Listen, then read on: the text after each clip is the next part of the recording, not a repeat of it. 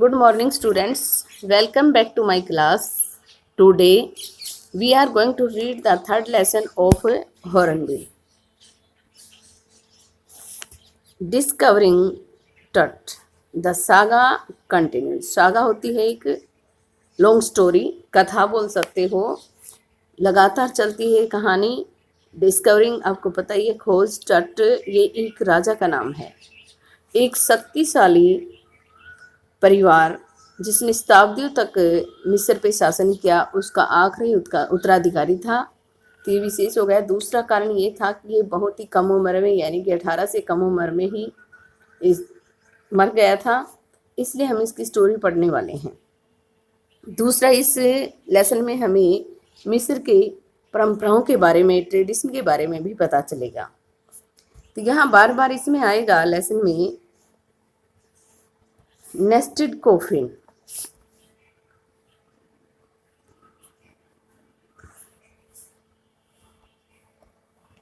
ये 3 nested coffin.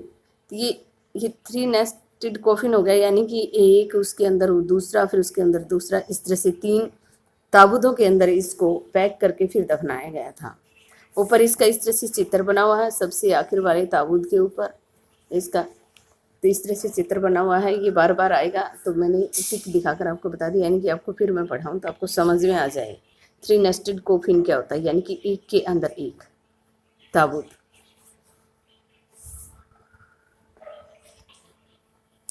Notice these expressions in the text. Infer their meaning from the context. Infer में give देना. नीचे expression दे रखे हैं, इन पर ध्यान दो और इनका मीनिंग बताओ. यानी कि ये एक्सप्रेशंस हैं, यानी कि ये फ्रेज हैं, वर्ड हैं, इनका मीनिंग बताना है. तो हम लेसन में पढ़ेंगे तो वहाँ हम इनका मीनिंग क्लियर करने वाले हैं. और यहाँ पे ये इसलिए दे रखे क्योंकि ये विशेष होती हैं, इंपॉर्टेंट होते हैं ये वर्ड, जो हम बाद में भी अपने राइटिंग में काम ले सकते हैं. इसलिए इनको ध्यान से याद करना है. स्टोरी स्टार्ट करते हैं. He was just a teenager when he died. जब वह मरा तो वह केवल एक किशोर था. टीनेजर क्या होता है? किशोर अवस्था में होना. नोट अडल्ट, जो अभी प्रौढ़ नहीं हुआ था. 13 से 18 की उसकी उम्र थी. The last heir of a powerful family that had ruled Egypt and its empire for centuries. Heir क्या होता है? उत्तराधिकारी बोल सकते हो. The person who will be the next king. इसका मीनिंग आप कर सकते हो the person who will be the next king. उत्तराधिकारी भी कर सकते हो. पावरफुल फैमिली, शक्तिशाली परिवार का आखिरी उत्तराधिकारी. दैट हैड रूल्ड, जिसने शासन किया था. किसने? फैमिली ने. मिस्र पर. एंड इट्स एम्पायर, इसके साम्राज्य पर. एम्पायर क्या होता है? किंगडम, साम्राज्य. For centuries. सेंचुरीज क्या होता है? शताब्दियों तक. यानी कि एक ऐसा परिवार था जिसने शताब्दियों पर मिस्र पर शासन किया था, और उस परिवार का ये आखिरी वारिस था, आखिरी उत्तराधिकारी था. He was laid to rest, laden with gold and eventually forgotten. उसे लिटा दिया गया. वाजलेट पैसिव इसका सेंटेंस है. टू रेस्ट, आराम करने के लिए. लदेन यहाँ की लाद कर, विद गोल्ड, सोने से. और इवेंचुअली क्या होता है? आखिरकार. फाइनली बोल सकते हो इसका मीनिंग भुला दिया गया. फॉरगॉटन, भुला दिया. यानी कि वो 18 से कम उम्र में मर गया था. काफ़ी सोने चांदी से लाद कर उसको आराम के लिए, यानी कि दफना दिया गया था, और आखिरकार उसे बहा दिया गया था. Since the discovery of his Tom in 1922, the modern world has speculated about what happened to him.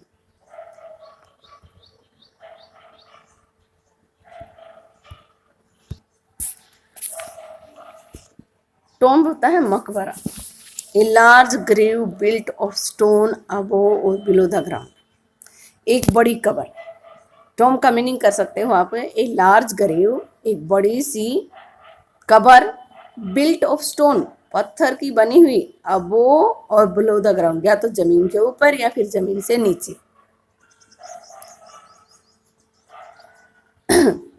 Since the discovery of his Tom, जब से उसके मकबरे की खोज हुई थी इन 1922 में. The modern world has speculated होता है गेस्ट, आधुनिक संसार ने अंदाजा लगाया, अटकलें लगाई, about what happened to him, इस बारे में कि उसके साथ क्या हुआ होगा। जब ये पता चलता है कि 18 से कम उम्र में मर गया तो एकदम से क्वेश्चन आ जाता है दिमाग कैसे। With murder being the most extreme possibility, यानी कि खून होना, बीइंग यहाँ पे क्या है होना, हत्या होना सबसे ज्यादा संभावना थी। Now living his Tom for the first time, अब यहाँ पे ये लिविंग को ध्यान से देखें, LIVING लिविंग रहना होता है, ये क्या है LEAV छोड़ना। अब अपने मकबरे को पहली बार छोड़ते हुए इन ऑलमोस्ट 80 ईयर्स, लगभग 80 सालों में, टट was undergone A CT scan that offers new clues about his life और डेथ, यानी कि टट को CT स्कैन होना था जो नए क्लू क्या होते हैं, संकेत प्रदान करने वाला था उसके जीवन के बारे में और उसकी मृत्यु के बारे में, and provides precise data for an accurate forensic reconstruction of the boyish pharaoh, और प्रोवाइड्स भी फिर से वही बात आ गई, प्रोवाइड्स मीन गिव, देना, प्रदान करना, तो देने वाला था प्रिसाइज, यहाँ पे क्या एग्जैक्ट, प्रिसाइज का मीनिंग आप कर सकते हो एग्जैक्ट, सही डाटा, सही विवरण देने वाला था, एकदम एक्यूरेट भी सही होता है, बिल्कुल करेक्ट कर सकते हो। फोरेंसिक रिकंस्ट्रक्शन, फोरेंसिक यहाँ पे क्या, examining dead bodies to find out the cause of death, मौत के कारणों का पता लगाने के लिए शव का परीक्षण फोरेंसिक होता है। मौत के कारणों का, आप साइंस के स्टूडेंट तो आप समझ ही गए होंगे, मौत के कारणों का पता लगाने के लिए शव का परीक्षण, वैसे ये बात लगभग सभी बच्चों को पता भी होती है। रिकंस्ट्रक्शन होता है constructed the same thing again, यानी कि उन्हीं चीजों को फिर से बनाना, पुनर्निर्माण बोल सकते हो, constructed the same thing again, आप इसका रिकंस्ट्रक्शन का मीनिंग कर सकते हो constructed the same thing again. Of the boys furrow, boys होता है लुकिंग लाइक ए बॉय, जो एक लड़के जैसा दिख रहा है, जैसा कि चित्र में दिख भी रहा है, और फरो मिस्र का राजा, मिस्र के राजा को फरो बोला जाता था, इजिप्शियन किंग कह सकते हो।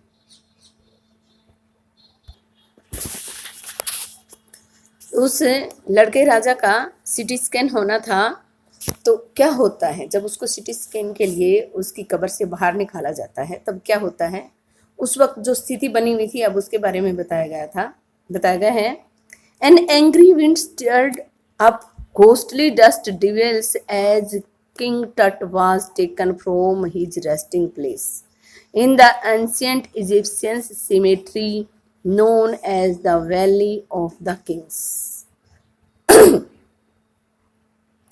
एक क्रोधित हवा, एंग्री विंड यहाँ पे क्या है, क्रोधित हवा, स्टेड अप यहाँ पे क्या है, झकझोर दिया, गेव राइज टू कर सकते हो, खड़ा कर दिया, झकझोर दिया ज्यादा सही, गोस्टली डस्ट यानी कि भूतिया धूल पिशाच बोल सकते हो इनको, डिविल्स दुष्ट होते हैं, पिशाच होते हैं, और भूत डस्ट मीन धूल, तो एकदम से मतलब बहुत तूफानी हवा चल के और बड़े बड़े गुब्बार से खड़े हो जाते हैं धूल के, जब उसको उसके मकबरे से बाहर निकाला जाता है।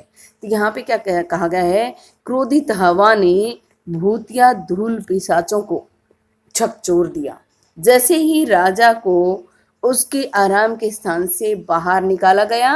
वो कहाँ पे आराम कर रहा था, in the ancient Egyptian cemetery, प्राचीन मिस्र का जो कब्रिस्तान है उसमें, known as the valley of king, जो राजाओं की घाटी के रूप में जाना जाता है।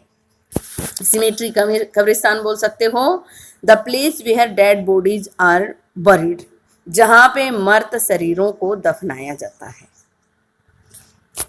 फिर से देख लो इन्हीं लाइनों को, the angry wind stirred up ghostly dust devils as King Tut was taken from the resting place in the ancient Egyptian cemetery known as the valley of the Kings. क्रोधित हवा ने झकझोर दिया भूतिया धूल पिशाचों को, जैसे ही राजा टट को उसके आराम के स्थान से बाहर निकाला गया, मिस्र के प्राचीन कब्रिस्तान में से, जो राजाओं की घाटी के रूप में जाना जाता है। यानी कि धूल के बड़े बड़े गुब्बार से खड़े हो गए, जोर का तूफान आ गया। Dark bellied clouds had scudded across the desert sky all day. घने काले बादल, यहाँ पे डार्क बेल्ट, यहाँ पे यह है कि यानी कि बड़े बड़े घने काले बादल बोल सकते हो। स्कडेड अक्रॉस, यहाँ पे clouds moved quickly across the sky, आसमान में तेजी से, पूरे आसमान में छाए हुए थे बोल सकते हो। यानी कि घने काले बादल पूरे आसमान में छाए रहे पूरे दिन भर। And now were wailing the stars in casket करे, और अब उन्होंने जो तारों की जो टोकरी थी उसको भी ढक लिया था। कास्केट करी, यहाँ पे क्या, ग्रे कलर्ड बॉक्स, भूरे रंग का संदूक। तो भूरे रंग के संदूक में यानी कि बादलों ने अपने अंदर तारों को भी ढक लिया था। यानी कि पूरे दिन भर बादल छाए रहे, कहने का मतलब रात को भी। इट वॉज 6 PM ऑन 5 जनवरी 2005। 5 जनवरी 2005 की शाम का 6 बजे का समय था। The world's most famous mummy, संसार की सबसे प्रसिद्ध मम्मी। मम्मी यहाँ पे क्या है, जो कोई भी अगर मर जाता है और उसको दफनाया जाता है, उसका दाह संस्कार नहीं किया जाता, तो उसको मम्मी बोलते हैं। जो उसका बची हुई जो अवशेष होते हैं उनको मम्मी बोलते हैं। Glided had first into A city scanner.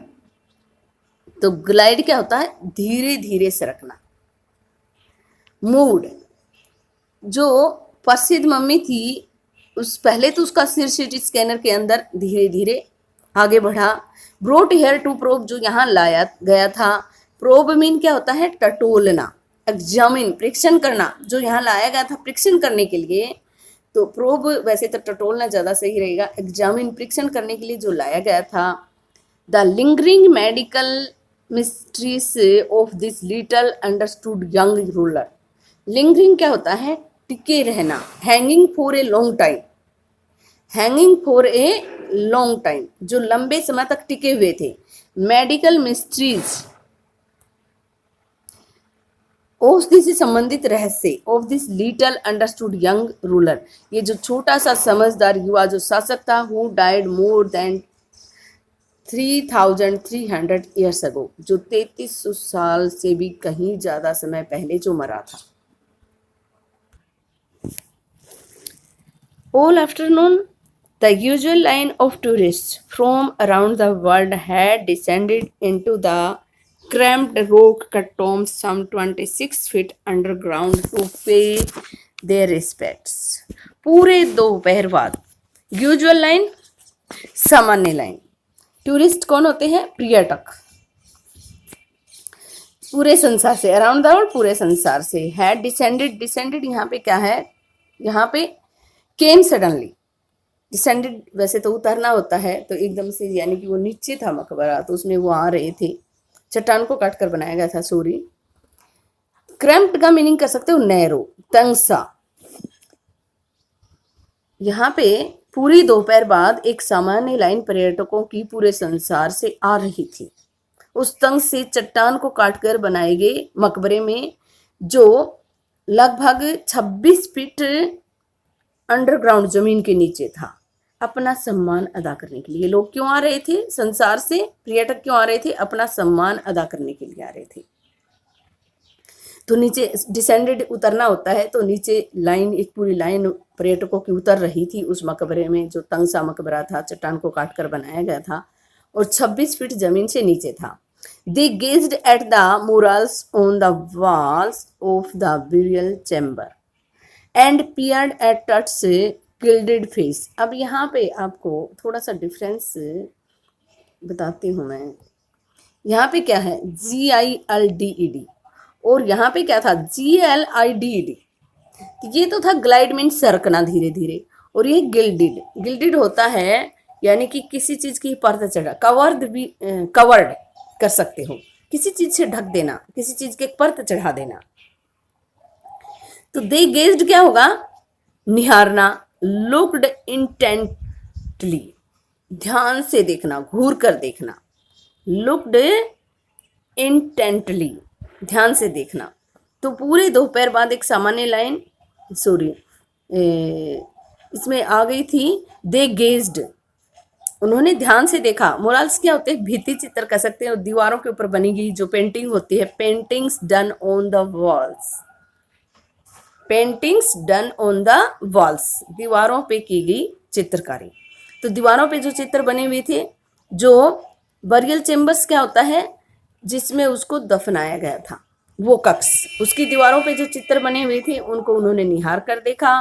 Peered at the Tut's gilded face, Tut का जो सोने का कवर चढ़ा हुआ जो चेहरा था, जो हमने शुरू में देखा था, उसको झांक कर देखा। पियर्ड मीन लुक्ड क्लोजली, नजदीक आकर किसी चीज को देखना। The most striking features of his mummy shaped outer coffin lid, outer coffin lid यानी कि जो उस ताबूत का जो बाहर का जो ढक्कन था, उसके ऊपर सेम जैसी उसकी स्कल थी वैसा ही एक ढांचा बनाया हुआ था।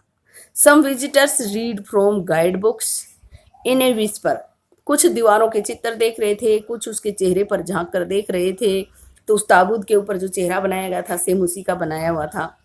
और कुछ जो आगंतुक थे वो जो गाइड बुक्स होती हैं उनमें से धीरे धीरे पढ़ रहे थे, यानी कि आने वाले लोग क्या कर रहे थे, इसमें यही बताया गया है। स्ट्राइकिंग का मीनिंग कर सकते हो रिमार्केबल। अदर्स स्टूड साइलेंटली, कुछ दूसरे चुप खड़े हुए थे। Perhaps pondering Tut's untimely death in his late teens, शायद पॉन्डरिंग यहाँ पे क्या है, विचार करना, थिंकिंग कर सकते हो। पॉन्डरिंग का मीनिंग आप शायद सोच रहे थे, विचार कर रहे थे, तट की जो समय जो मृत्यु हो गई थी उसकी किशोरा अवस्था के आखिर में। इनेज लेट टीनेज का मतलब यानी कि किशोरा अवस्था का आखिरी पड़ाव चल रहा था, यानी कि लगभग 17-18 साल का था वो उस वक्त। उस ऐसे में मृत्यु के बारे में विचार कर रहे थे। और या फिर वंडरिंग, यहाँ भी वंडरिंग सोचना ही ज्यादा रहेगा। सोच रहे थे विद ए सिवार, एक कपकपाहट के साथ, इफ द फ्रोज कर्स, यदि राजा ने श्राप दे दिया तो। यानी कि एक किसी परंपरा से छेड़छाड़ करते हैं तो कुछ लोगों की धारणाएं होती हैं कि वो गलत होता है। तो कुछ ये सोचकर कांप रहे थे काम कि भाई अगर राजा ने श्राप दे दिया तो, यानी कि उसको उसके आराम के स्थान से बाहर निकाला जा रहा था, अगर उसने श्राप दे दिया तो। डेथ और मिसफॉर्चून फॉलिंग अपॉन दोज, यानी कि मृत्यु या फिर कुछ दुर्भाग्य उन लोगों का हो सकता है, वो डिस्टर्ब्ड हिम, जिसने उनको उसको डिस्टर्ब किया, परेशान किया है। वाज रियली ट्रू, क्या सच में सच बात थी ये। यानी कि कुछ तो ये सोच रहे थे भी इसकी ऐसे में मृत्यु क्यों हो गई, कुछ शायद ये विचार कर रहे थे कि अगर इसको इसके आराम के स्थान से निकाला जा रहा है तो कहीं राजा ने श्राप दे दिया तो जो निकालने वालों की मृत्यु हो सकती है, उनका दुर्भाग्य हो सकता है। क्या ये सब बातें सच थी? ऐसे सभी लोगों के बारे में बताया गया है। कोई दीवार पर चित्र देख रहा था, कोई किताबों में पढ़ रहा था, कोई ऐसे विचार कर रहा था, कोई उसके ताबूत को झांक कर देख रहा था। ऐसे भीड़ आ रही थी। The mummy is in very bad condition, mummy थी वो बहुत ही बुरी अवस्था में थी। Because of what Carter did in the 1920s, said Zahi Hawass, secretary general of Egypt supreme council of antiquities. Mummy थी वो बुरी अवस्था में थी, क्यों थी ये भी बताया गया है। कार्टर ने जो कुछ किया था, ये यहाँ पे 1920 का मीनिंग यहाँ पे है, वहाँ पे हमने देखा था 1922, यहाँ पे 1920s का मीनिंग है, यानी कि 1920 से 1930 का जो दशक था उसकी बात हो रही है। तो वो वही है 1922 में जो उसने कार्टर ने उसके साथ किया था, उसकी वजह से मम्मी थी वो बहुत ही बुरी अवस्था में थी। ये बात कौन कर रहा है? ये स्टीव, जनरल स्टीव है, मिस्र की जो सुप्रीम काउंसिल है पुरातत्व विभाग की, उसका जो स्टीव है वो ये बात कर रहा है जी। Hawass as he leaned over the body, जैसे ही उसने उस शरीर पर झुककर देखा, for a long first look, यानी कि पहली बार ध्यान से देखने के लिए, यानी कि जो ही उस ताबूत में से उस मम्मी को निकाला जा रहा था तो उसने उसको झुककर देखा ध्यान से। तो तब उसने कहा कि ये बुरी अवस्था में थी, और किसकी वजह थी? कार्टर की वजह से। अब इसमें कार्टर के बारे में बताया गया। Carter, Howard Carter, that is was a British archaeologist यह एक ब्रिटेन का पुरातत्व शास्त्री था, who in 1920 discovered touchstone after years of futile searching, जिसने आखिरकार 1922 में तट के मकबरे की खोज कर ली थी, कई सालों तक निरर्थक खोज करने के बाद। फ्यूटाइल क्या होता है? यूजलेस। फ्यूटाइल का मीनिंग आप यूजलेस कर सकते हो। लीन का मीनिंग करो बेंट, झुकना, वो उसके ऊपर झुककर देखता है। और आर्कियोलॉजिस्ट का मीनिंग पुरातत्व शास्त्री कर सकते हो, या फिर a scientist who studies ancient remains. A scientist who studies ancient remains. तो पुरातत्व शास्त्री, पुरातत्वज्ञ भी बोल सकते हो। फ्यूटाइल का मीनिंग आपने कर लिया होगा, यूजलेस, निरर्थक। तो उसने कई सालों तक बेकार की खोज की, आखिर में उसने 1922 में तट का मकबरा खोज निकाला। इट्स कंटेंट्स, कंटेंट्स क्या होता है? थिंग्स, इसमें रखी गई चीजें। इसमें रखी गई चीजें दो हेस्टली रैंसैक्ड इन एंटिक्विटी। जो हेस्टली क्या होता है? जल्दबाजी में। इन्हें हरी, और रैंसैक्ड यहाँ पे क्या? लूटेड। जांच करना ज्यादा सही रहेगा। प्राचीन चीजों की जल्दबाजी में जो जांच पड़ताल की गई थी, रैंसैक्ड, यहाँ पे जांच पड़ताल वर सरप्राइजिंगली कंप्लीट, वो आश्चर्यजनक ढंग से पूरी थी। यानी कि उसने उसकी जांच पड़ताल की थी जल्दबाजी में, फिर भी कोई चीज भी गुम नहीं हुई थी, सारी की सारी कंप्लीट थी।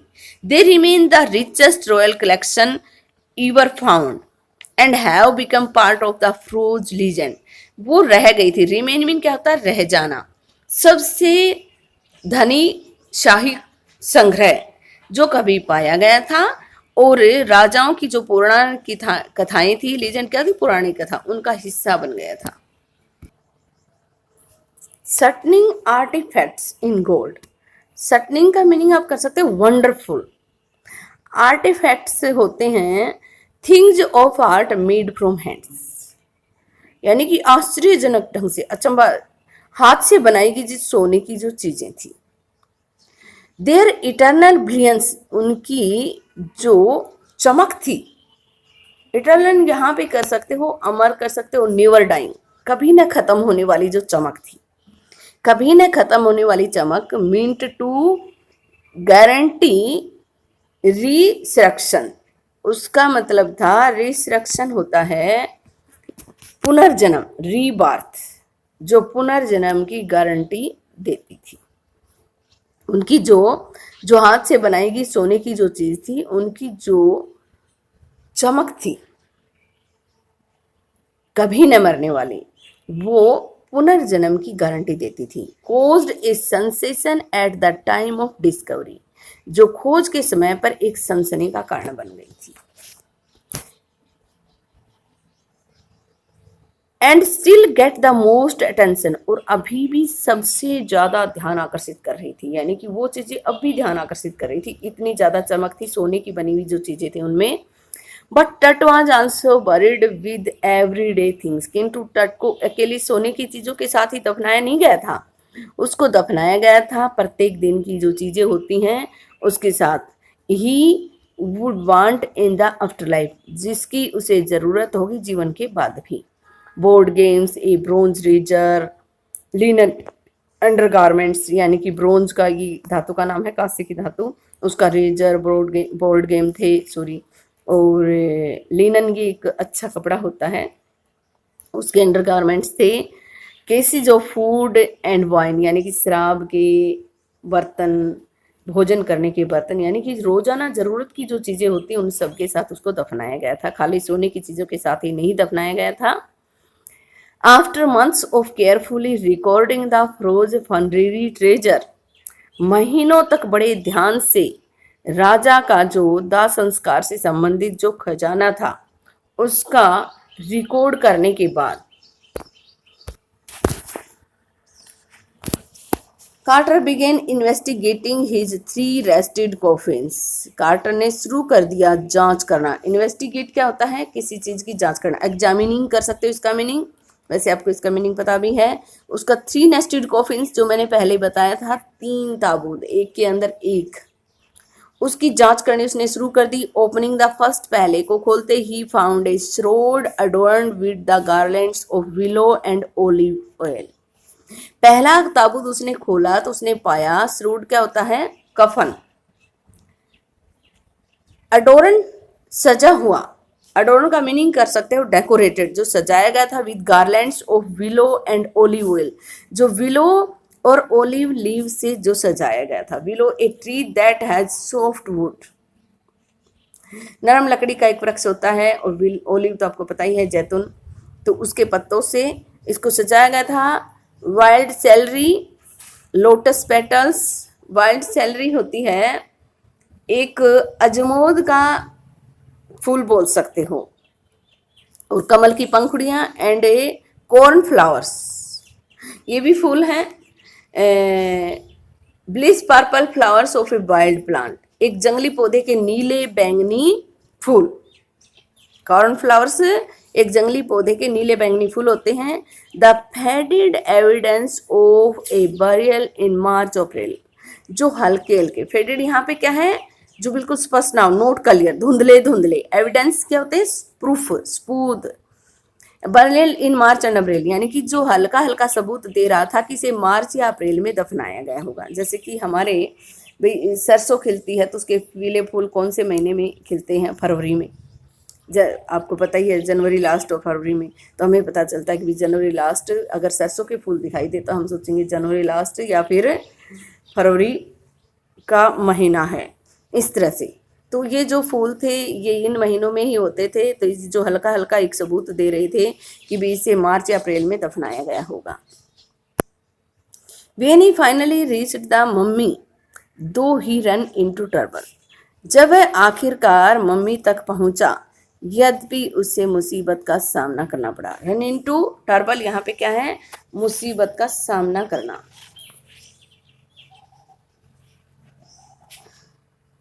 द रिचुअल रेजिंस, रिचुअल यहाँ पे क्या है, यूज्ड एट ए सेरेमनी, अनुष्ठानिक। रेजिंस यहाँ पे क्या है, चिपचिपा पदार्थ बोल सकते हो, स्टिकी सब्सटेंसेस। जो अनुष्ठानिक जो चिपचिपा पदार्थ था, हैड हार्डन, वो सख्त हो गया था। Cementing Tut to the bottom of his solid gold coffin, वो ठोस सोने का बना हुआ जो ताबूत था उसकी तलहटी में टट को उसने सीमेंट की तरह कड़ा कर दिया था। यानी कि एक अनुष्ठानिक जो चिपचिपा पदार्थ लगाया गया था और उसके साथ उसको उसमें लिटाया गया था, तो वो सूख कर इतना कड़ा हो गया था जैसे कि cement. No amount of legitimate force could move them, यानी कि लेक्टिमेट फोर्स ऑफ प्रॉपर, सही ढंग से लगाई गई ताकत उसे हिला न सकी। कार्टर रूट लेटर, यहाँ पे वही लेटर आ गया फिर से, LETTER, लेटर, ये थोड़ा सा स्पेलिंग में डिफरेंस होता है, हम ध्यान नहीं देते, ऐसे ही पढ़ लेते हैं, इसको ध्यान से पढ़ा करो। लेटर यहाँ पे कौन सा है, बाद में। कार्टर बाद में लिखता है what was to be done, क्या किया जाए, यानी कि वो इस तरह से जम गया था जैसे कि सीमेंट हो, तो अब किया क्या जाए, आराम से लगाएगी, कोई भी ताकत उसको हिला ना सकी, तो अब किया क्या जाए। The sun can beat down like a hammer this far south in Egypt, तो दक्षिण मिस्र के इस दूर दराज के दक्षिण के हिस्से में सूर्य की धूप इतनी तेज पड़ती थी, हथौड़े की मार जैसी, इतना तेज सूर्य धधकता था जैसे कि हथौड़े से कोई चोट कर रहा हो। And Carter try to use it to loosen the resins, और कार्टर ने कोशिश की कि भी मैं इसे धूप में रख दूंगा, इतनी तेज धूप है तो शायद ये चिपचिपा पदार्थ है ये ढीला पड़ जाए। फॉर सेवरल आवर्स, कई घंटों तक। He set the mummy outside in blazing sunshine that heated it to 145 degrees Fahrenheit. उसने मम्मी को बाहर धधकते हुए सूर्य की धूप में रख दिया, जो इस हिस्से में 149 डिग्री फ़ारेनहाइट की गर्मी देता था। यानी कि सूर्य की बहुत तेज धूप थी और उसने उसमें रख दिया, शायद वो चिपचिपा पदार्थ ढीला पड़ जाए। नथिंग बज्ड, बज्ड क्या होता है, टस से मस न होना, थोड़ा सा भी न हिलना, इधर उधर न होना, कुछ भी टस से मस न हुआ, मूव कर सकते इसका। He reported with scientific detachment, scientific detachment होता है यहाँ पे ऑब्जेक्टिविटी, अलगाव। तो वैज्ञानिक जो अलगाव होता है उसके साथ उसने बाद में सूचना दी कि द कंसोलिडेटेड मटेरियल, कंसोलिडेटेड यहाँ पे क्या है, ठोस, जमा हुआ कह सकते हो, डिपोजिटेड ज़्यादा सही रहेगा यहाँ पे, जमा हुआ जो मटेरियल था, had to be chiselled away from beneath the limbs and trunk, यानी कि जो उसके अंग थे उनके नीचे से, बीनीथ में अंडर, तो chiselled away separated with a chisel, छेनी से अलग करना। तो उस एंड ट्रंक, उसके अंगों को और उसके धड़ को, जो उस ताबूत के बीच में और उसके अंगों के बीच में जो मटेरियल था उसको छेनी से अलग करना पड़ा। Before it was possible to reach the king's remains, यानी कि राजा के जो बचे हुए अवशेष थे उनको उठाना संभव हो, उससे पहले छेनी से उसको काटना पड़ा। इन हिज डिफेंस, अपने बचाव में, Carter really had little choice, Carter के पास वास्तव में न के बराबर विकल्प था, यानी कि अब अपना बचाव तो कर ही नहीं सकता था, कोई उससे पूछता कि तुमने क्यों काटा, तो भी काटा तो काटा है।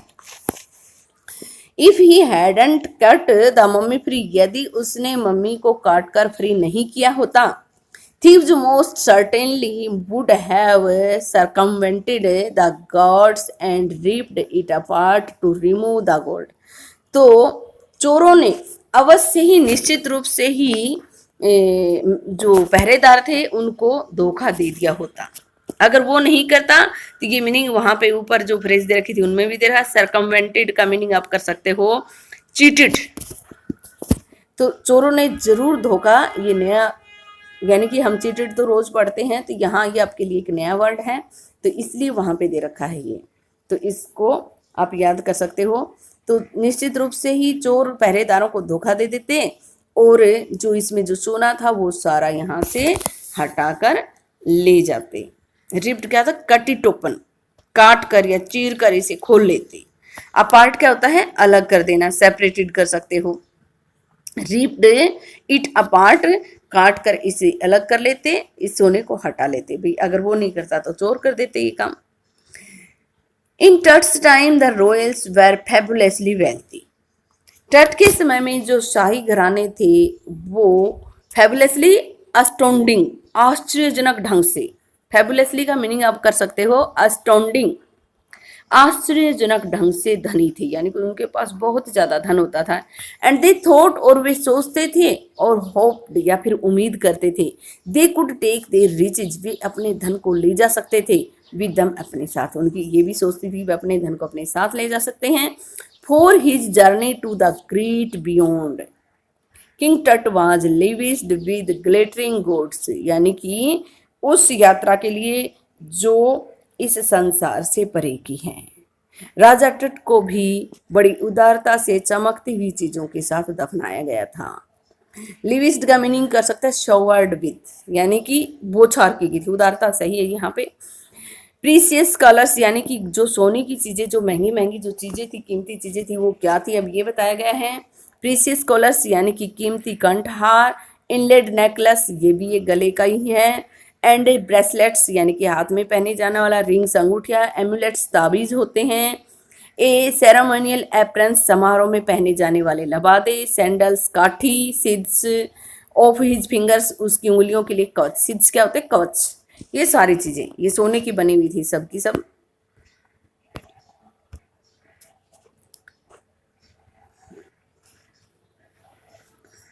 एंड टोज, पैरों की उंगलियों के लिए और हाथों की उंगलियों के लिए।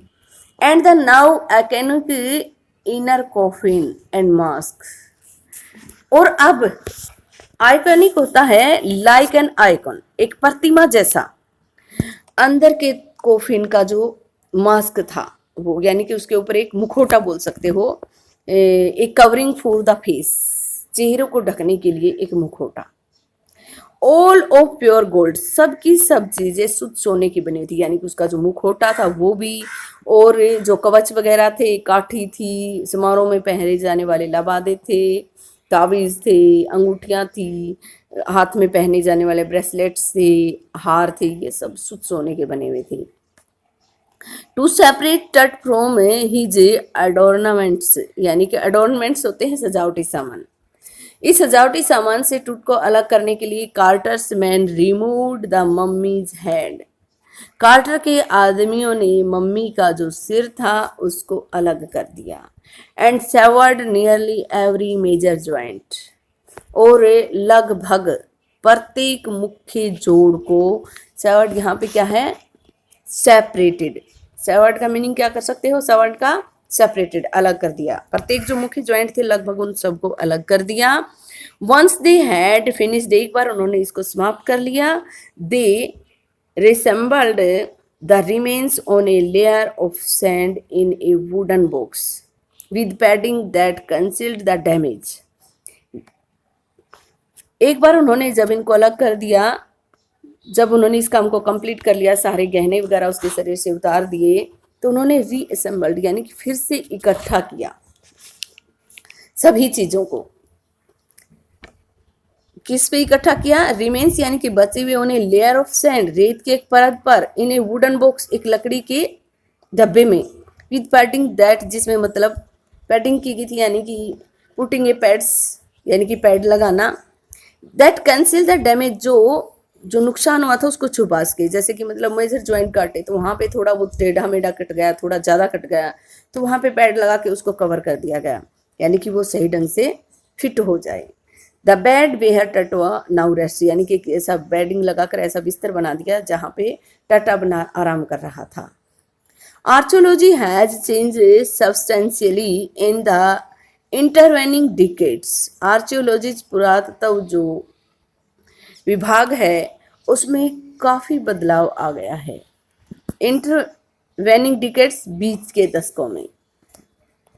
इन बिटवीन कर सकते हो, इंटरवेनिंग का मीनिंग बीच के दशकों में, सब्सटेंशियली, ग्रेटली, बहुत ज़्यादा बदलाव आ गया है।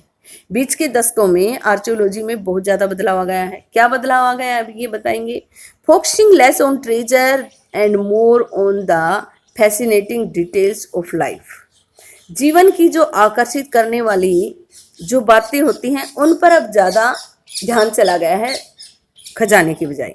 अब फोकसिंग लेस ऑन ट्रेजर, यानी कि अब जो खजाना था उस पर कम ध्यान, पहले खजाने पे ही ध्यान होता था। ये सारी चीज़ें विकसित नहीं हुई थी, तो कितने सोने के साथ दफनाया गया है, कितना सोना मिला हो, इस तरह से अब खजाने पर ध्यान कम होता था और ज़्यादा उसके जीवन के जो विवरण होते हैं आकर्षित, उन पर ज़्यादा ध्यान था। यानी कि अब लोगों का ध्यान किस पे था, आर्कियोलॉजी का ध्यान किस पे था, कैसे मरा, क्यों मरा, कहीं उसकी मृत्यु तो नहीं हुई, इस पे ध्यान नहीं था, कितने सोने के साथ दफनाया गया है।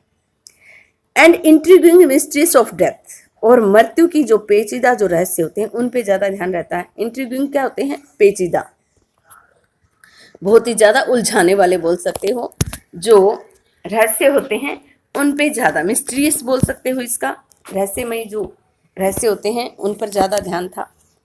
इन also using more sophisticated tools, और अब और भी ज़्यादा परिष्कृत औजार भी यूज किए जाते हैं, इंक्लूडिंग मेडिकल टेक्नोलॉजी, जिसमें मेडिकल टेक्नोलॉजी भी शामिल है। इंक्लूड मीन शामिल करना।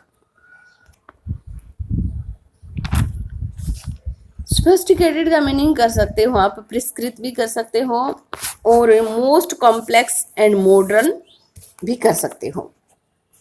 इन 1968 1968 में, more than 40 years after कार्टर्स discovery, quarter की जो खोज थी उसके 40 साल से भी ज़्यादा समय के बाद, an anatomy professor, anatomy professor होता है शरीर रचना विज्ञान का प्रोफेसर, एक्सरेड द मम्मी, उसने मम्मी के एक्सरे लिए, and revealed a startling fact, और उसने रिवील मीन क्या होता है, उजागर करना, शोड दिखा दिया, स्टार्टलिंग चौंका देने वाले, अमेजिंग कर सकते हो, उसने चौंका देने वाले तथ्य दिखाए।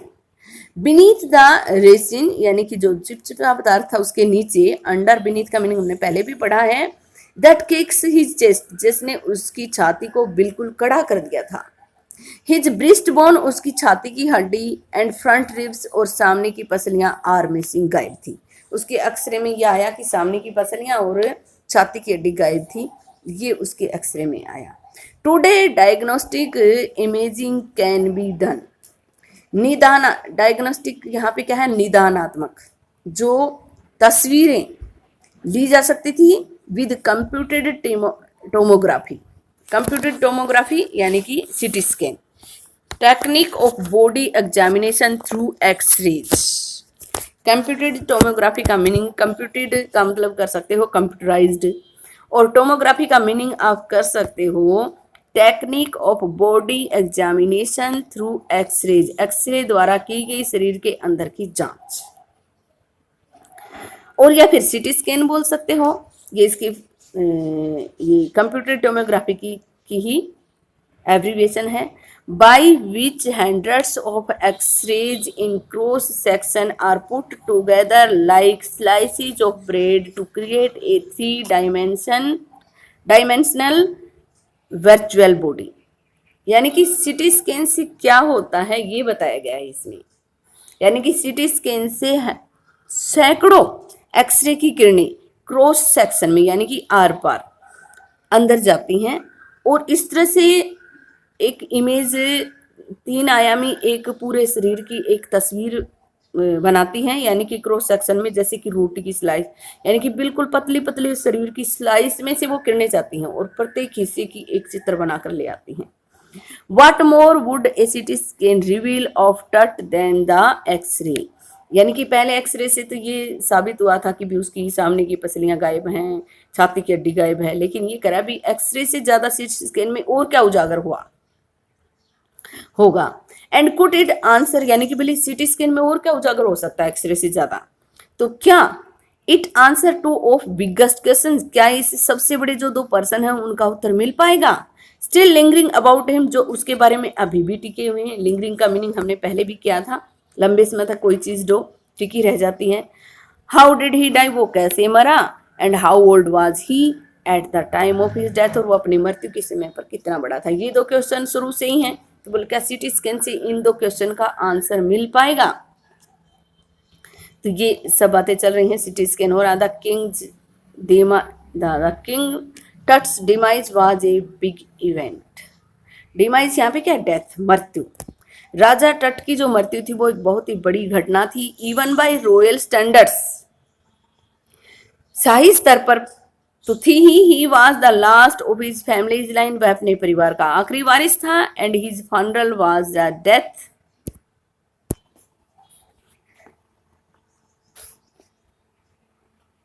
रैटल ऑफ डायनेस्टी, और उसका जो दाह संस्कार था वो उसके वंश को ही खत्म कर देगा, इसलिए बहुत बड़ी घटना थी। But the particulars of his passing away and its aftermath are unclear, किंतु उसके गुजर जाने के बारे में जो विशेष बातें थी वो अभी भी स्पष्ट नहीं हो पाई थी।